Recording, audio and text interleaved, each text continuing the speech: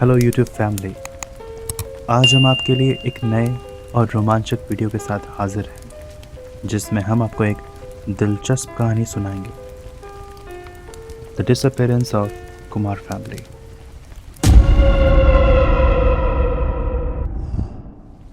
मुंबई के भीड़ भाड़ वाले शहर में एक सामान्य मंगलवार की सुबह थी जब अचानक कुमार परिवार का नामो निशान गायब हो गया। यह परिवार जिसमें राज और नलिनी, माता पिता और उनके 2 बच्चे आर्यन और कियारा शामिल थे, आखिरी बार अपने अपार्टमेंट से बाहर निकलते हुए देखे गए थे। ये घटना शहर में तहलका मचाने वाली थी और पूरी मुंबई में यह चर्चा का विषय बन गई थी। कुमार परिवार का गायब होना किसी भी फिल्मी कहानी से कम नहीं था। पुलिस ने मामले की गहरी जांच शुरू की और जैसे जैसे दिन बीतते गए उनका मामला एक रहस्य और गहरे सस्पेंस में बदलता चला गया। राज एक सफल व्यवसायी थे और उनकी टेक कंपनी बेहद चल रही थी। नलिनी एक गृहिणी थी जो घर और बच्चों की देखभाल करती थी। आर्यन 17 साल का एक होशियार और महत्वाकांक्षी लड़का था जो कॉलेज एंट्रेंस एग्ज़ाम की तैयारी कर रहा था। कियारा एक खुश मिजाज और उत्साही 12 साल की लड़की थी जिसे नृत्य और संगीत से बहुत प्यार था। लेकिन जब पुलिस ने इस मामले की गहराई से जांच शुरू की तो एक हैरान कर देने वाली बात सामने आई।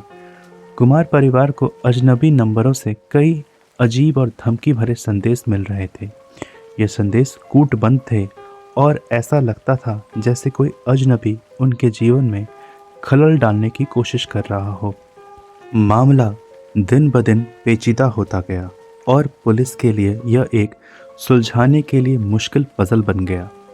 जैसे जैसे सप्ताह बीतते गए कोई ठोस सुराग नहीं मिल रहा था और कुमार परिवार के गायब होने का रहस्य गहरा होता चला गया। फिर अचानक एक दिन रहस्यमय ईमेल पुलिस स्टेशन के कंप्यूटर पर आया जिसमें दावा किया गया था कि कुमार परिवार जिंदा है। ईमेल का संदेश कुछ ऐसा था: हम जिंदा हैं और सुरक्षित हैं। हमें अपनी सुरक्षा के लिए यह कदम उठाना पड़ा। हम तब लौटेंगे जब समय सही होगा। यह ईमेल पुलिस के लिए एक चौंकाने वाली खबर थी। अब पुलिस के पास एक नया सुराग था और उन्होंने ईमेल की प्रामाणिकता की जांच करने के लिए कदम उठाए। जांच में यह पता चला कि ईमेल एक सुरक्षित सर्वर से भेजा गया था जो विदेशी देश में स्थित था। पुलिस ने इस आईपी पते को ट्रैक किया और यह पता चला कि सर्वर जापान के टोक्यो शहर के एक छोटे से कैफ़े से जुड़ा था। सपोर्टिंग डिटेक्टिव्स की एक टीम टोक्यो भेजी गई। जब वे उस कैफ़े में पहुंचे तो उन्हें टेबल पर एक छोटा सा नोट मिला जिस पर लिखा था, search the truth in the shadows. यह संदेश से यह केस और भी रहस्यमय हो गया।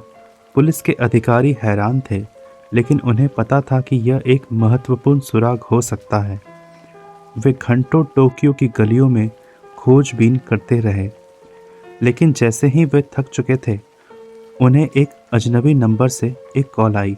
कॉल का आवाज़ बहुत विकृत था लेकिन संदेश स्पष्ट था, हमें टोक्यो टावर पर आधी रात को मिलो और अकेले आना।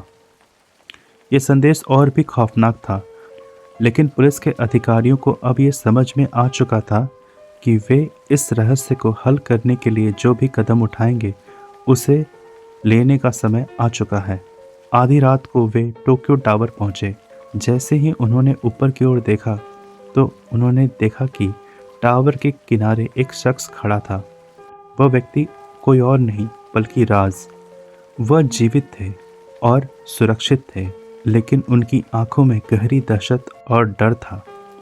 उनके चेहरे पर एक डर का साया था। राज की आवाज़ कांप रही थी जब उन्होंने कहा, हमें अपनी सुरक्षा के लिए गायब होना पड़ा। हमें लगातार देखा जा रहा था और धमकियां मिल रही थी।